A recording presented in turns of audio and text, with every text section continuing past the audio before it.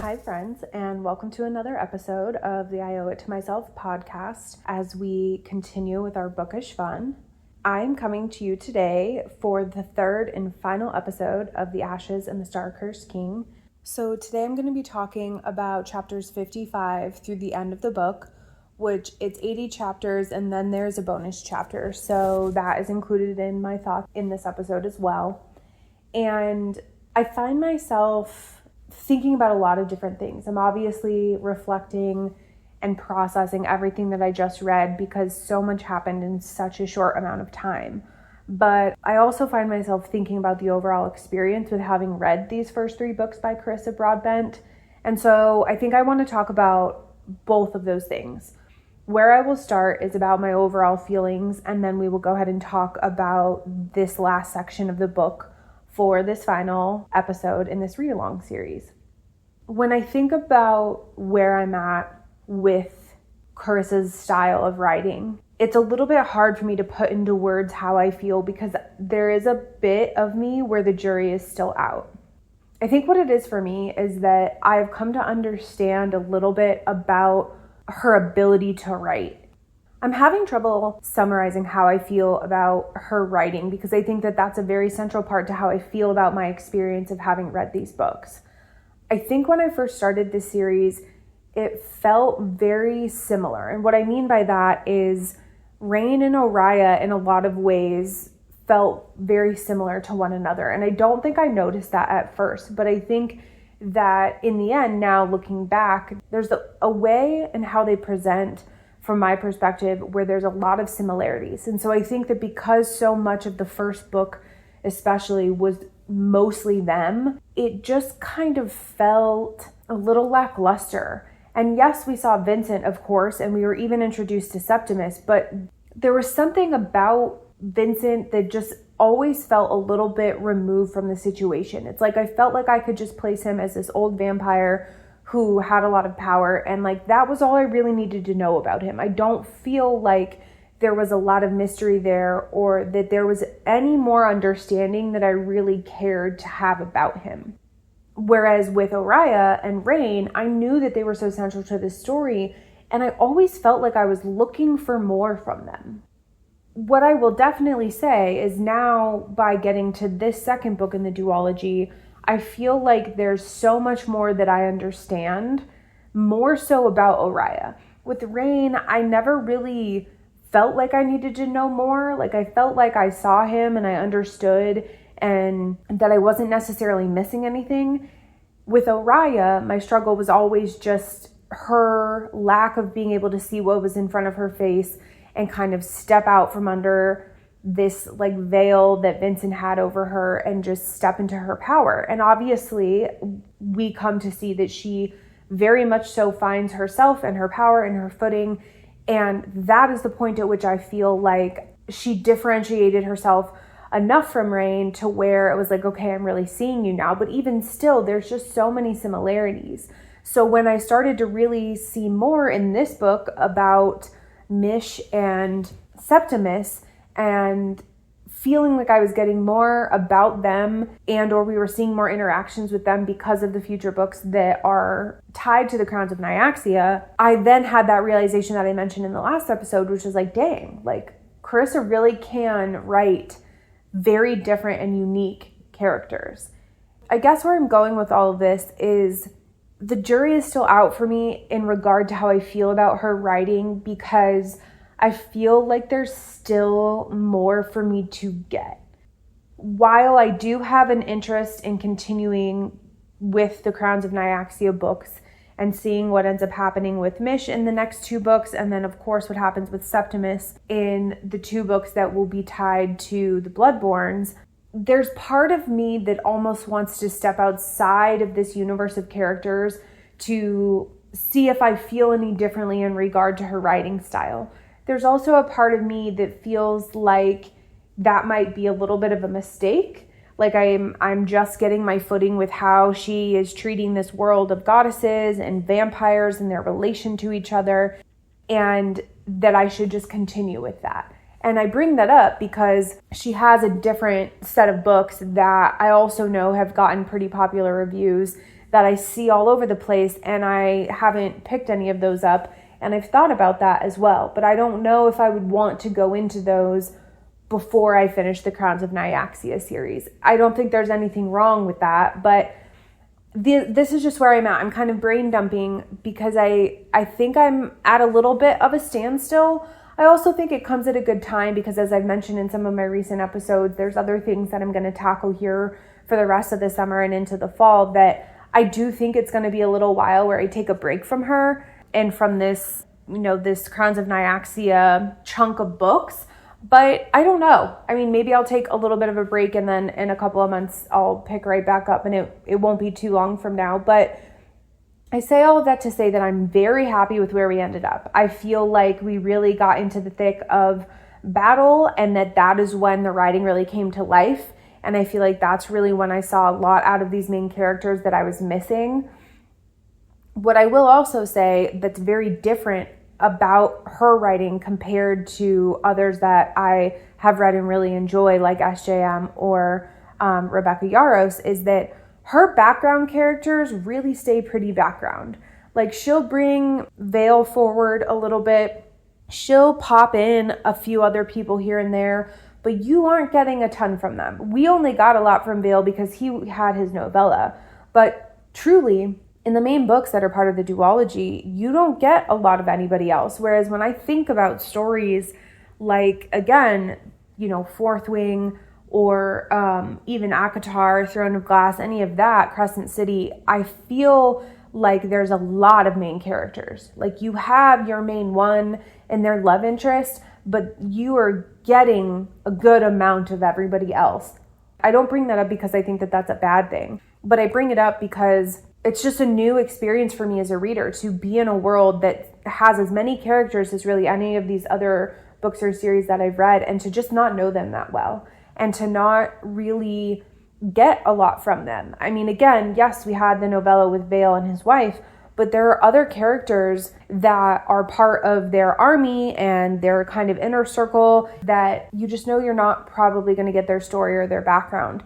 And in some ways it's nice, but I do think that maybe the lack of having to balance a bunch of other characters and their personalities and backstories made the focus so great on characters like Oriah and Vale and even Mish or Septimus, that at points when I was kind of expecting more and it was falling a little bit flat with Oriah and Rain, I don't think I realized why that was, but I think it's because it was just filled with a lot of other types of writing and not filled with a bunch of other stories of the other characters in the background.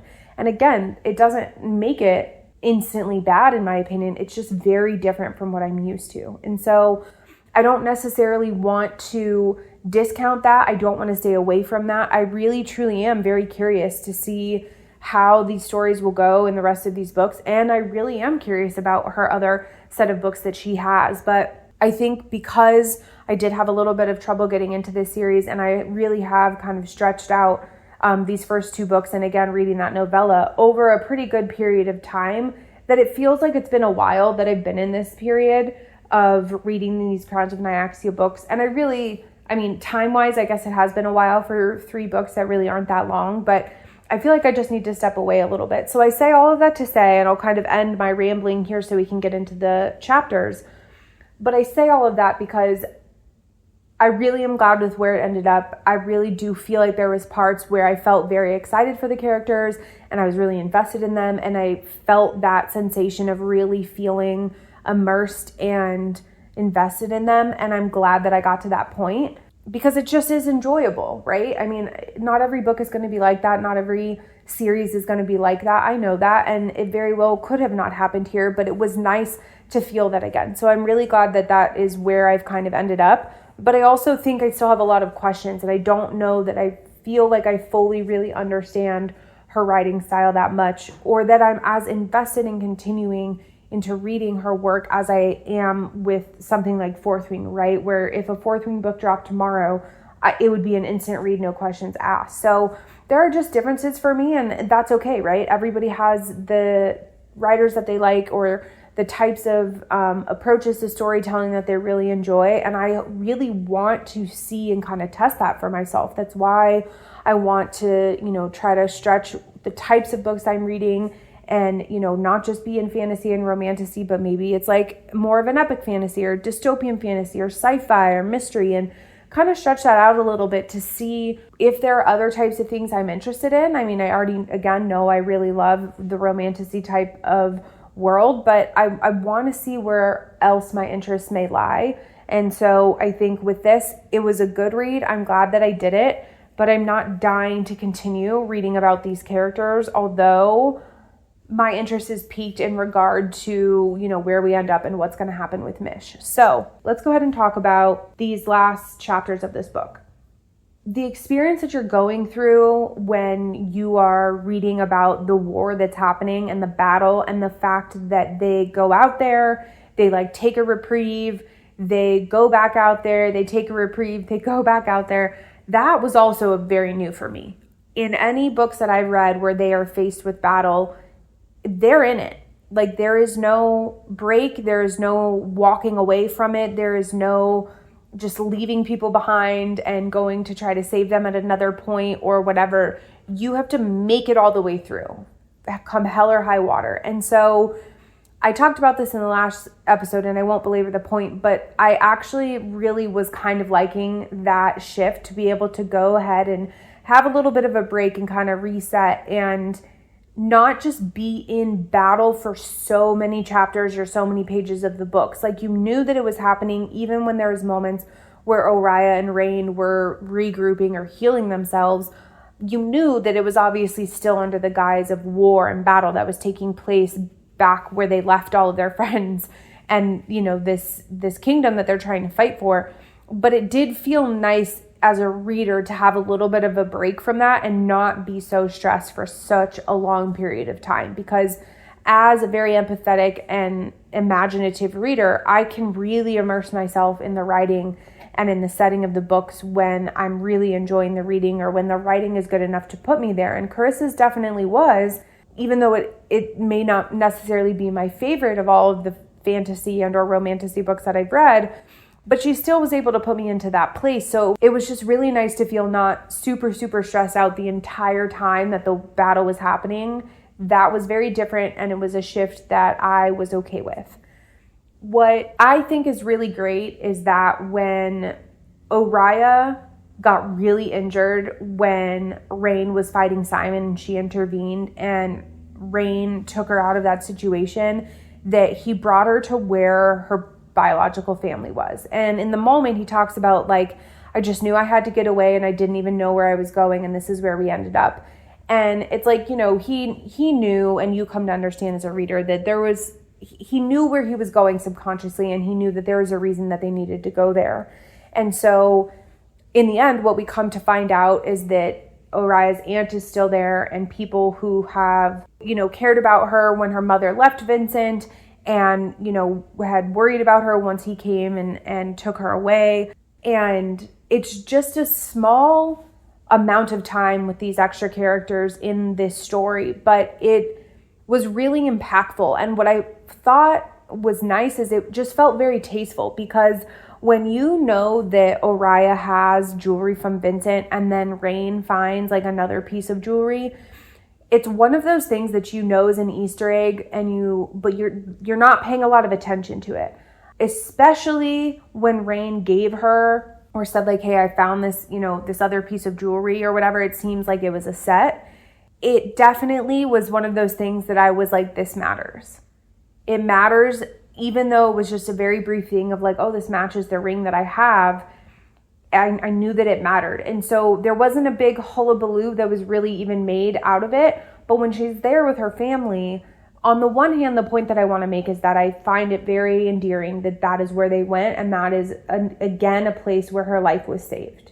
In some ways, it's very symbolic, because when she was first born, really what would have been the right thing is for Vincent to have killed her, or for him to have had her mother have an abortion and the baby never to have been born in the first place. Because in all of what we hear about vampires, and especially in the way that, Vincent grew up, and just what is drilled into them is that your offspring is going to be what takes your power from you. That's all you hear about. It's just the bloodshed of them killing their families and their parents and their children because they don't want that threat. There's already going to be threats from other houses trying to come and take what's yours. But your children is like the one thing that it's just like a no-no. So in some ways, her being with these people, it was like that was a moment and a period in her life where she was initially safe, because although they didn't really quote unquote protect her from Vincent, it's not like he was actively seeking her and they fought him off per se, but it's just symbolic of a place of safety. The people, I guess, is what I'm trying to say, are symbolic of this place and just this kind of overall arching concept of safety, which it's always been such a big thing for Oriah, and not feeling safe and feeling like everyone is out to get her. And in this moment where her life is threatened and she's really, really injured in battle, Rain is even subconsciously bringing her to a place that is going to save her life and that provides safety. And so it was, again, a very quick interaction, but I felt like it was very powerful. Everything about it was powerful. Her showing up, her learning more about her mother and what happened with her father, and, why her mom left Vincent and how Vincent came back and got her. You get a little bit more into this relationship between Vincent and Oriah's mother. And then you also have an understanding of the fact that these people care very deeply for her, that it never mattered that they knew that Vincent was her father. They worried about her and they were just so glad to see her. And what really, really struck me is because when you're thrust into this moment, the aunt is just there to help her, and it's like survival mode, right? She knows that there's a lot going on and it's very heavy in terms of what this means in the conversation between them, but she's also there trying to save her life. But after Oriah kind of comes out of that, and she's going to be okay, and other people come into the house, which it's her uncle and this other woman that they know, they just instantly bow. And it's it's not just this idea of it's just very powerful, because you both have these people that care a lot about her, and then you have people who are just so thankful that Rain and her are the king and the queen, because they comment on and have said that they have felt the change in how protected they are living among vampires, because they never had that before. And that is a true testament to the king that Rain is. And so you just have this moment of they're not questioning anything with Rain. They don't look at him with anything other than respect. And then this woman in Oriah, who they have known since a child, who's grown up to be just everything and more that they probably could have imagined, and powerful, and is now a queen. And it's just there's no question about this unity. It's supposed to be that way. And they just have endless support from people that they never even knew were still around. And so it's just for that to kind of be the experience that happens when you're taking a break from war and battle, it's if anything was going to happen, Carissa made it count. And that is the kind of interaction that kept my interest piqued and kept me invested, even though we weren't fighting for our lives in these pages, right? Because again, we're taking a break from the battle itself. So that was really nice to see. And I felt like that story and interaction was really powerful. When I take a step back from that and I kind of look at the rest of the story, I don't have a lot to say in regard to the battle itself. We see Rain just being relentless, and it is so true to him to just continue to fight. He's never going to give up. He's never going to stop. He's going to go down swinging. And what mattered the most to him was that if he was going to die, that Simon was going to die too. That he wasn't going to let this man who thought that Neculi was the bee's knees of a king, and that Rain didn't deserve to, serve or have his crown, and just all this stuff. It made perfect sense that Rain would have all of this anger and despise him so much so, and just say, if I'm going to go out, you're going to go out with me. So on one hand, when Rain essentially is actively dying and Simon is still going, it makes sense because we know that he has the amulet in his chest, and it's not even his body really or his will that's keeping him going. It's this power that is coming from this amulet, this God power. What I will say about it as I'm reflecting in this moment, it just hit me that he was never going to win. He was never going to beat Simon. That power, that amulet was always, he would have been a corpse. Simon could have, for all intents and purposes, died, and he still would have been fighting because that amulet was never going to not work, I guess, to the degree that it was keeping Simon, quote unquote, alive. When I think about it now, again, it feels so appropriate for Rain to be that character that's just going to go and go and go and be relentless. But it feels like he got robbed of something. Like I was just continuously waiting for something to happen where like Simon's head got chopped off, or Rain was able to somehow find a way to slice him like in half or diagonally or something to where the amulet would get cut off or whatever, and he would have the vindication that he wanted to have. But he essentially ends up actively dying on the field, and Simon's still alive. We don't ever get any reaction from Rain from that. We don't ever get this thought process. It's just like as he's dying, when Simon is choking him out and he has his sword in his chest, he's just like, I'm just pushing harder and harder and harder, even though Simon is like basically stabbing me over and over and over and over. My hand is not letting go of this sword until he absolutely can't anymore, and it does.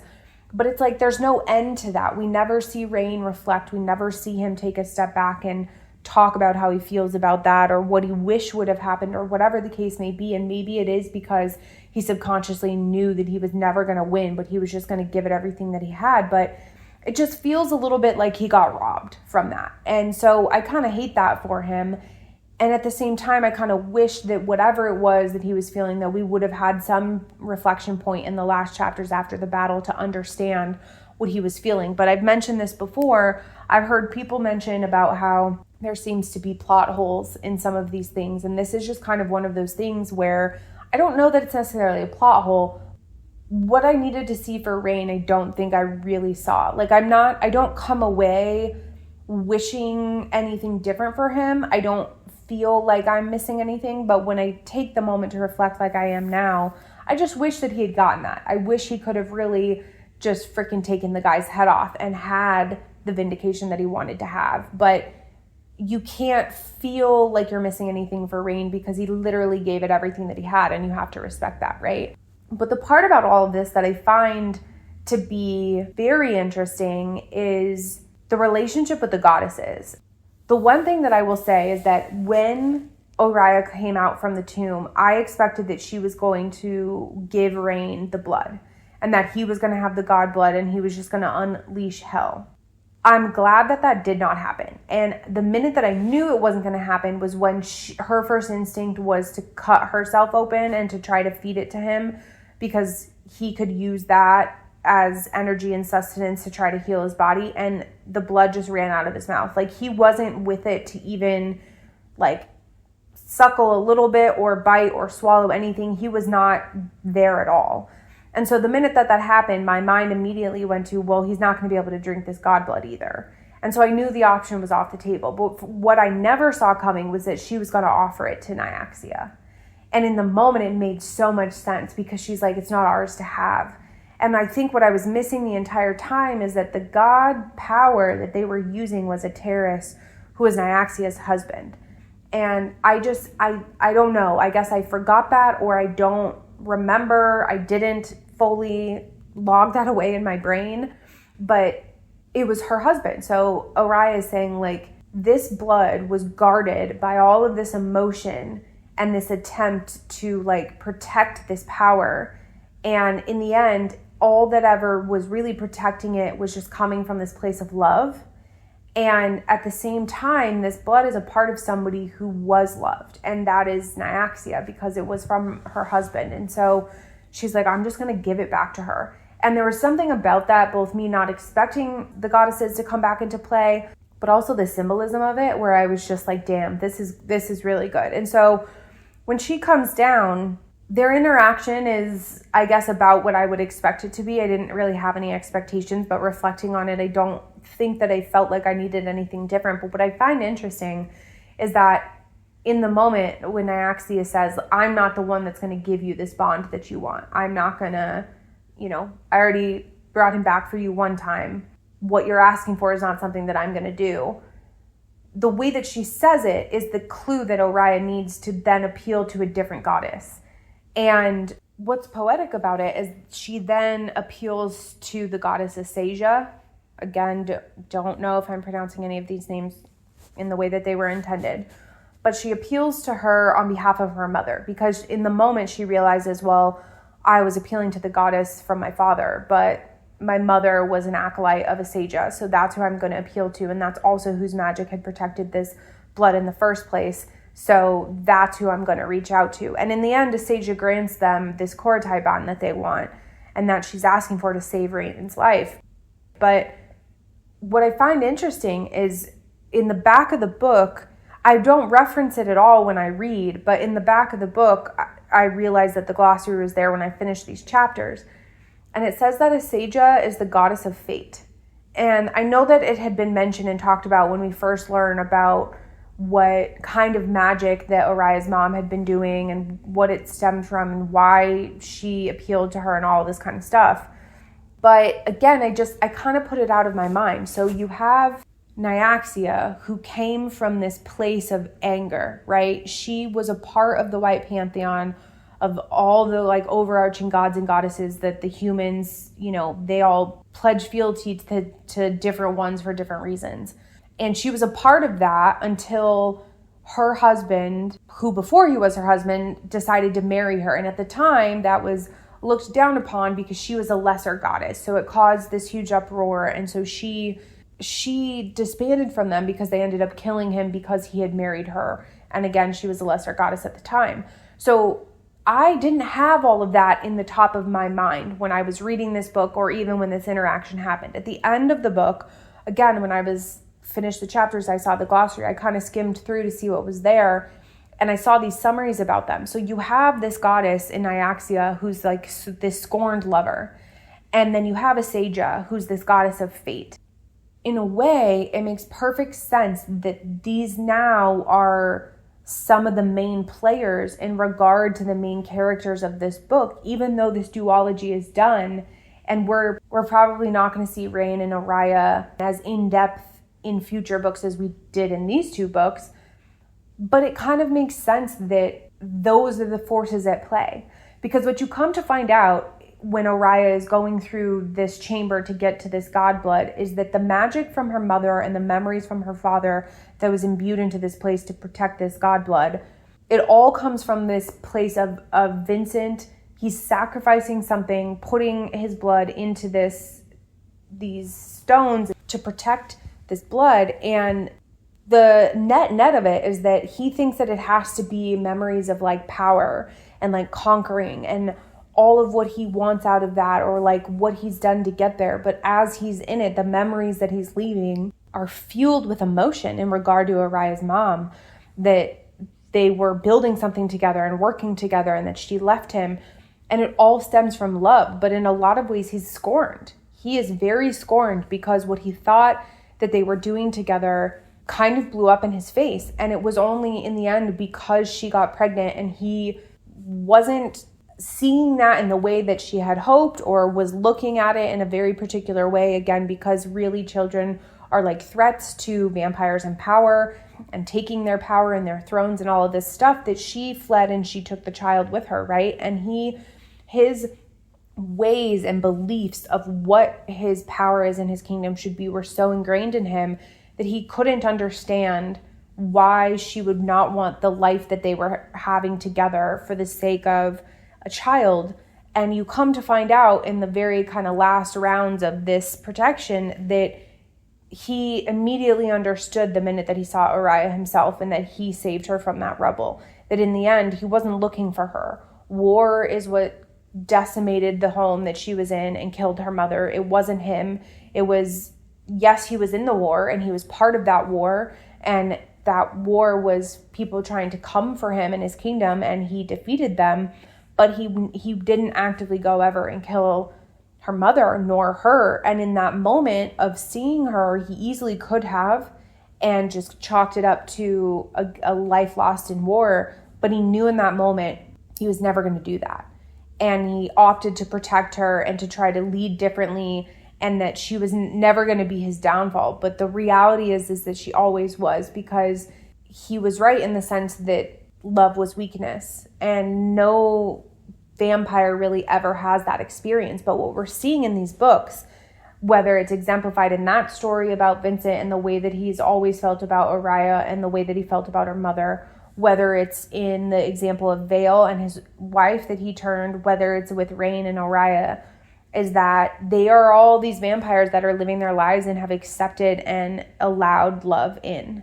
Whether they were open to it from the beginning or not, it has found its way, and they are protecting it and guarding it, and they're trying to get it to flourish. And that whole vibe is what has and what will continue to change the kingdom. So I say all of that to say that I didn't have a lot of thought about these goddesses for a while. And even when we found out again about Oriah and her mom and who she prayed to, those stories about each of the goddesses weren't ever present in my mind. So to see them right after I got done with the book, I'm glad that I read through that little glossary, because I feel like it just kind of painted a picture for me in a little bit of a different way.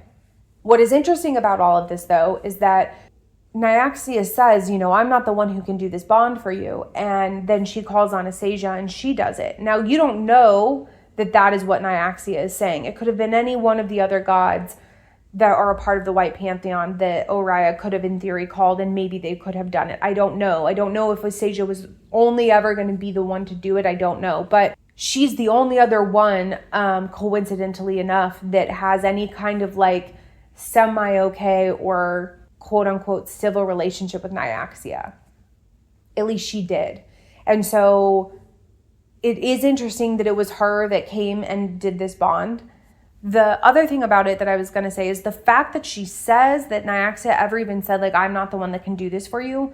She could have just said, no, I'm not going to do it, and just gone away and just been her bitchy self, and that's whatever. But she chose her words very carefully, and or intentionally, I should say. And so Oriah obviously got the bond that she wanted. And Asasia is like, you just have to know that in accepting this, you are going to face her wrath at some point. And I don't know when it will come or the form in which it will come, but it will come.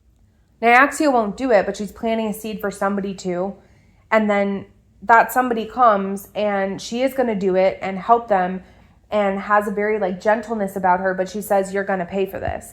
It's like the goddesses are this, it makes me think of the classic Greek gods and goddesses where it's like they're always up to no good. There's always something. Nothing comes without a price. There's always a string to be pulled. There's always a double-edged sword, and they are no exception here in this moment. Even towards the end, in the last chapters of these books, some of the inner monologues from Rain and Oriah is like, I'm just doing my best to like live in this moment and love the fact that I have my husband, I have my wife, that we're bonded, that we're ever united. But yet in the back of my mind, I know that we're not out of the woods. I know that our enemies are already breathing down our necks. I know that Nyaxia is kind of waiting with bated breath. And so it's going to be interesting to see how that comes into play. And so when I do think about future books, I am interested to see where that comes in and how that comes to life. Because again, Oriah and Rain are no longer the main characters of the future stories. I'm sure they will poke their head in every now and again, depending on the circumstances or situations and where we find the main characters, but we're going to see that come to life in some shape, way, or form. Really, I think those were kind of the main things that I wanted to touch on, just Oriah and with her family and kind of getting some of that bonding and safety and love that she had been missing. She's obviously getting that in spades with Rain now, and they're just more connected than ever. And they have officially changed the kingdom. The Hyaj and the Rishans are forever together because they literally are bonded together, and their air marks are literally combined. So there is no one or the other. It is just a unified front now. And when the book ends, they're only a couple of months into that. So again, there's a lot that could potentially still come out in this future stories, even though it's not about Rain and Oriah as the focus. There is a lot that could come out in regard to what that ripple effect is and what it does for some of the other houses and how they see the Nightborns and all of this kind of stuff. But for all intents and purposes, this book ends up where things are pretty honky-dory. Of course, they set it up where Mish is like, I'm going to be leaving, kind of going to do my own thing for a while. And so at the end, we know that she's gone and, she's not writing as much and they're worried, but they're just kind of letting her live her life. that is obviously a point at which it makes perfect sense for this next set of books in this next duology to speak to what she has going on and what she's trying to do. It leads into that. However, for someone like me who's going to take a little bit of a pause, I'm not left on a cliffhanger.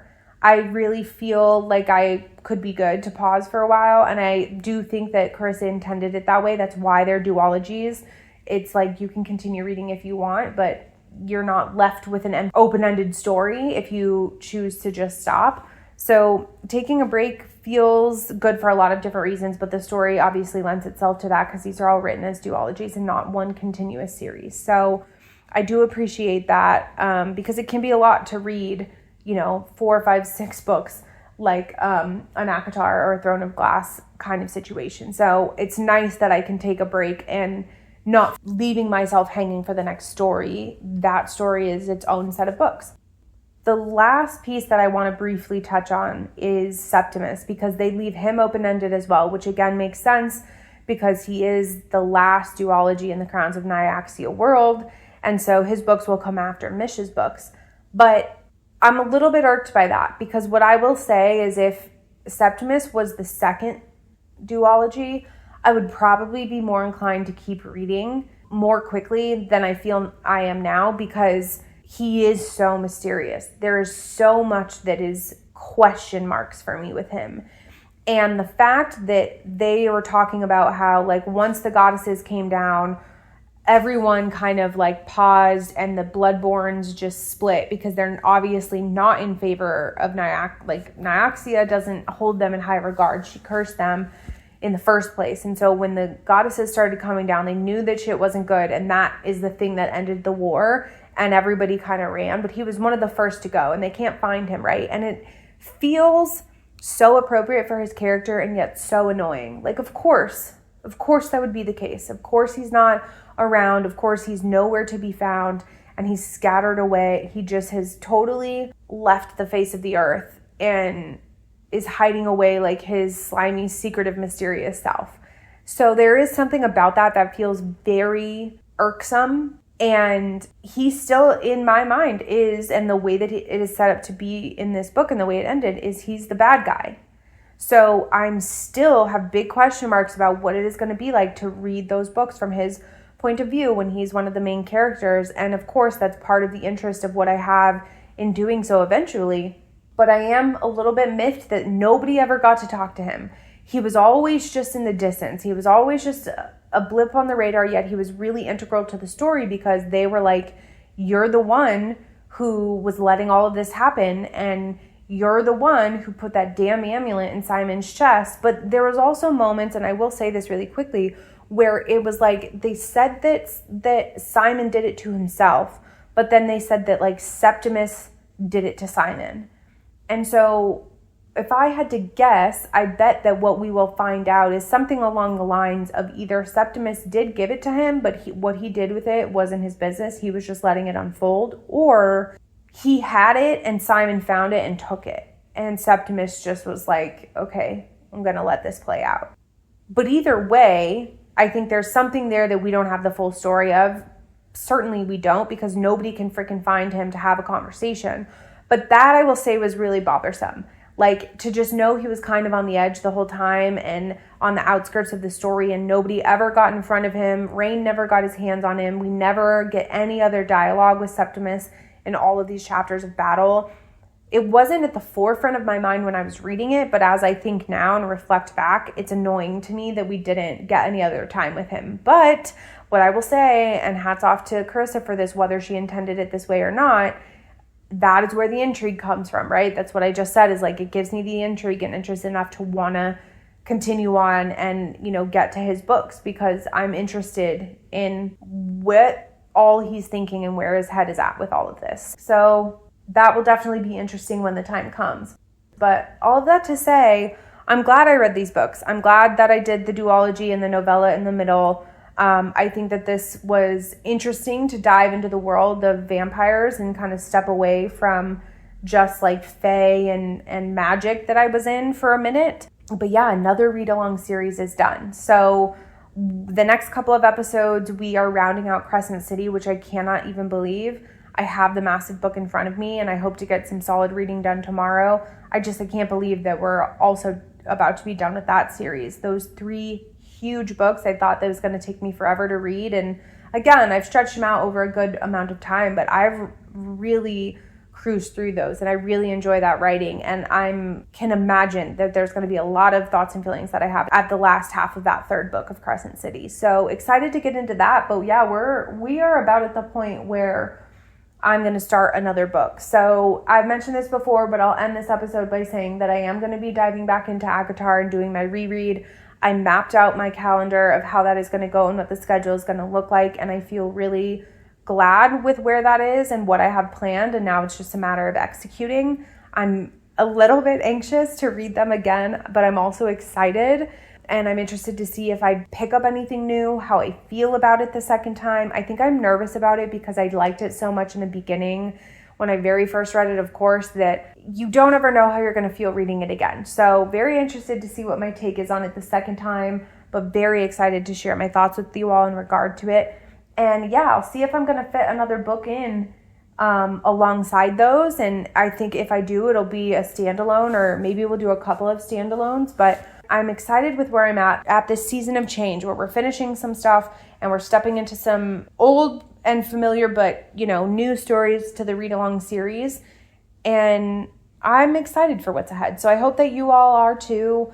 As always, please stay tuned in to all of the social media channels. YouTube is where the episodes will be posted and where we can have community and share thoughts and talk about episodes. Schedules and when episodes are live get posted on Instagram, Threads, and TikTok. So please follow along with all of those channels, get connected, get plugged in. And I just thank you all for being here and for listening along. And I can't wait to hear your thoughts about how you feel, how this book ended up, and what you feel about the duology overall. Please definitely share. Let me know what you loved, what you didn't.